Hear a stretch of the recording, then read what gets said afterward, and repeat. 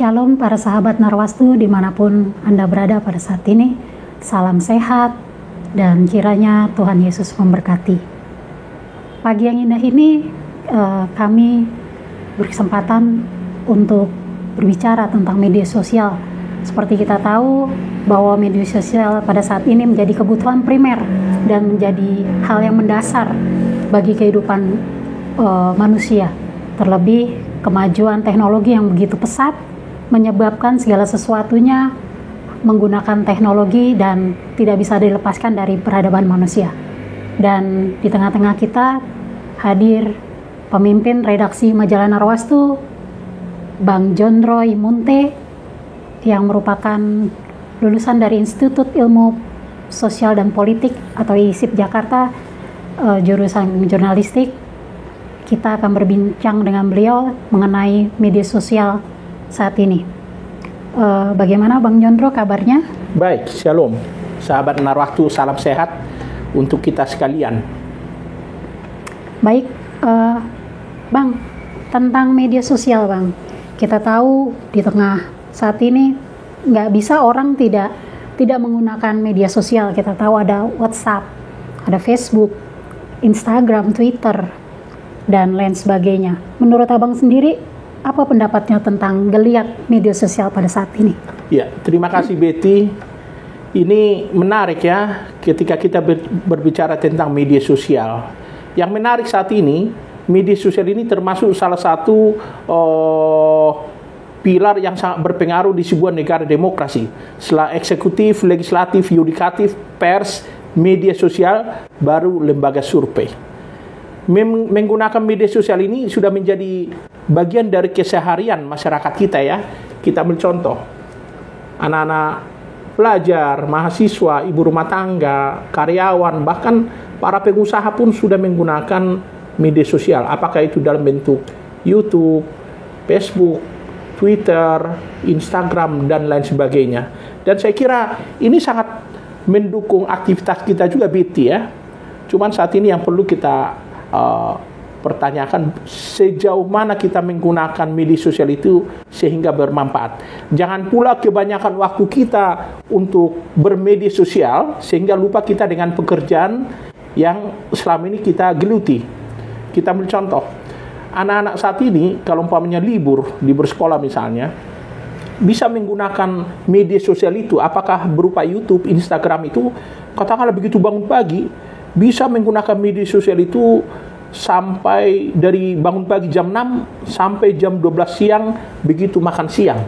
Dan mereka akan teriak, merasa terganggu ketika wifi terganggu. Inilah begitu luar biasanya pengaruh dari media sosial. Kita mensyukuri media sosial itu sangat banyak membantu kegiatan aktivitas kita sehari-hari, juga kegiatan dalam pelayanan. Kita lihat sekarang ini, banyak gereja-gereja yang menggunakan media sosial untuk kegiatan ibadah, apalagi sejak pandemi COVID-19, yang tadinya kita tidak pernah ibadah melalui katakanlah YouTube, kemudian Facebook secara langsung, akhirnya sekarang menjadi hal yang biasa. Jadi banyak hal yang bisa kita manfaatkan dengan adanya media sosial saat ini. Tapi di satu sisi ada juga negatifnya.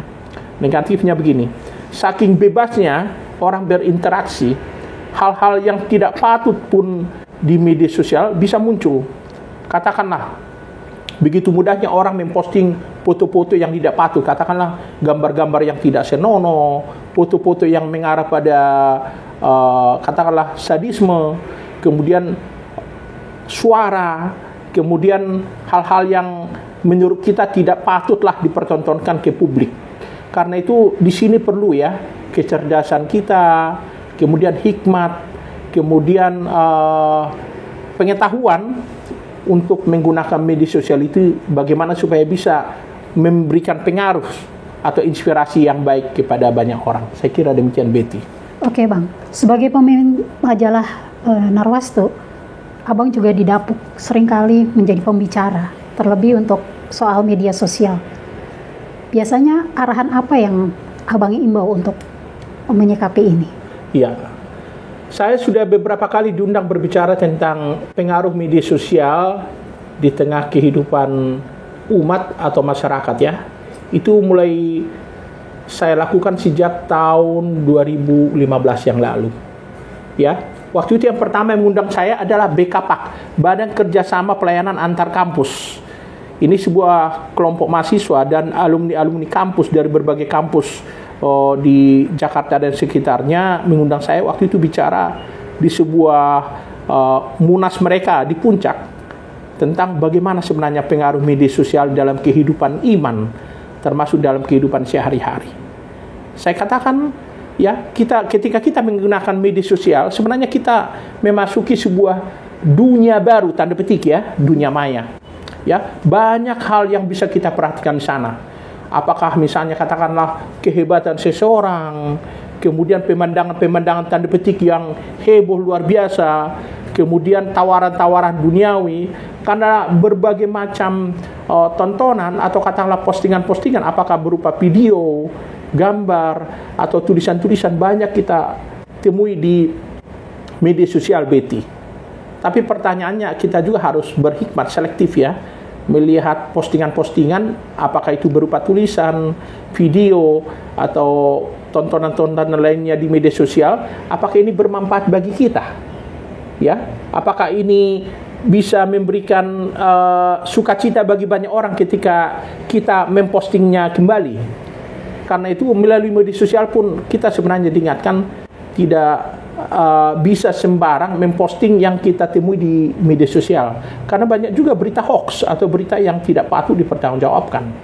Jadi ketika saya diundang berbicara untuk memberikan edukasi kepada anak-anak muda gereja, saya selalu sampaikan kita harus cerdas dan bijak menggunakan media sosial.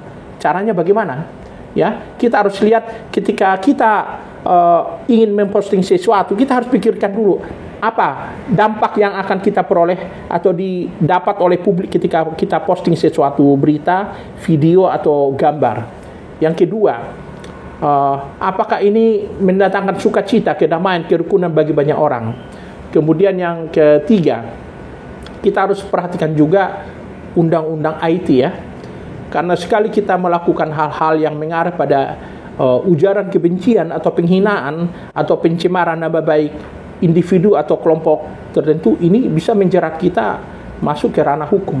Jadi harus benar-benar kita perhatikan dari berbagai sisi ketika kita menggunakan media sosial. Saya selalu sampaikan ya, sebagai orang Kristiani, kita harus bisa menjadi orang yang mampu menginspirasi, memotivasi banyak orang ketika menggunakan media sosial. Kita sampaikanlah yang mencerahkan, mencerdaskan, bisa memberikan semangat atau sukacita kepada banyak orang ketika kita menggunakan media sosial. Begitu, Betty. Oke, tanpa dipungkiri Bang, akhir-akhir ini media sosial juga sebagai ruang untuk mendapatkan informasi, sebagai majalah yang cukup leading di ranahnya.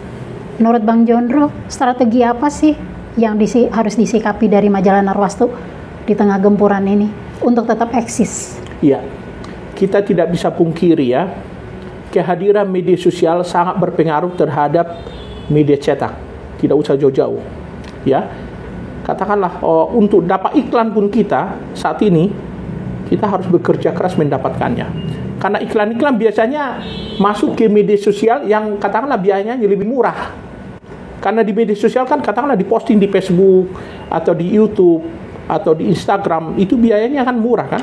Tapi kalau ketika kita tampilkan di media cetak, itu kan biayanya relatif lebih mahal begitu. Tapi satu hal yang mau kita sampaikan, media cetak itu tetap punya pangsa pasar. Ya, lebih bisa langsung menjangkau katakanlah orang-orang yang selama ini orang-orang yang katakanlah seperti stakeholder ya.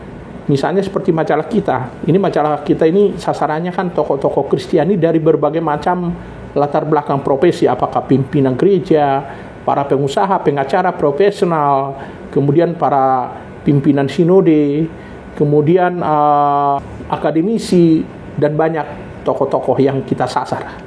Dan satu hal yang mau kita sampaikan, untuk membuat media, katakanlah seperti media cetak tetap eksis, kita harus memang punya strategi, bisa berkolaborasi dengan banyak pihak supaya tetap eksis.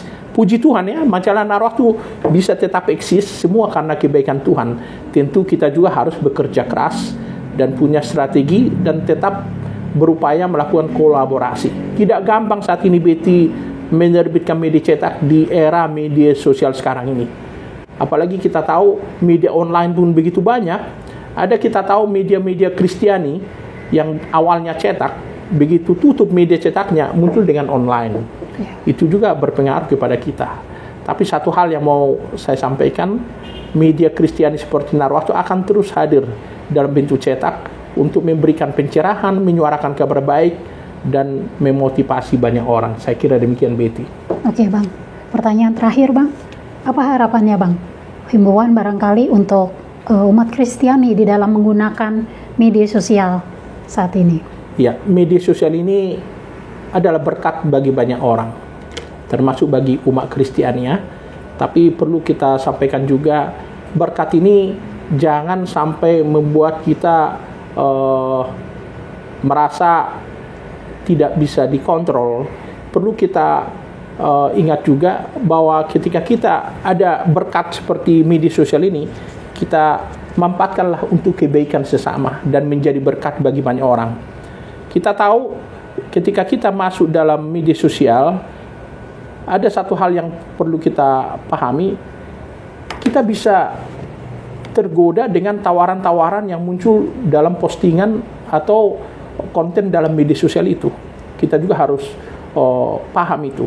Yang kedua, jangan kita manfaatkan media sosial ini untuk membuli atau merendahkan orang atau memojokkan orang atau kelompok tertentu. Tapi manfaatkanlah untuk memberikan motivasi, semangat, kekuatan bagi banyak orang. Dan satu hal yang mau saya sampaikan, kekuatan netizen atau warganet saat ini Betty luar biasa. Jadi jangan sekali-sekali kita melakukan hal-hal yang kontraproduktif di media sosial, misalnya membuli seseorang atau kelompok tertentu, karena nanti ketika kita membuli, kita bisa balik dibuli atau direndahkan. Jadi manfaatkanlah media sosial itu untuk menyuarakan kabar baik seperti moto majalah Narwaktu, memotivasi, menjadi wadah untuk menyampaikan suara kerukunan, kedamaian, maupun sesuatu yang meneguhkan iman banyak orang. Saya kira demikian Betty. Oke, terima kasih Bang Jondro untuk pencerahannya. Kiranya ini juga bisa menjadi berkat bagi kita semua tentang bagaimana secara bijaksana harus menggunakan media sosial. Jangan akhirnya menjadi lupa akan segala sesuatu, terlebih lupa untuk menyembah Tuhan. Terima kasih untuk perhatian dan atensinya. Kiranya Tuhan Yesus memberkati dan selamat siang. Ya, selamat siang. Shalom, salam kasih Narwaktu. Tuhan memberkati kita sekalian.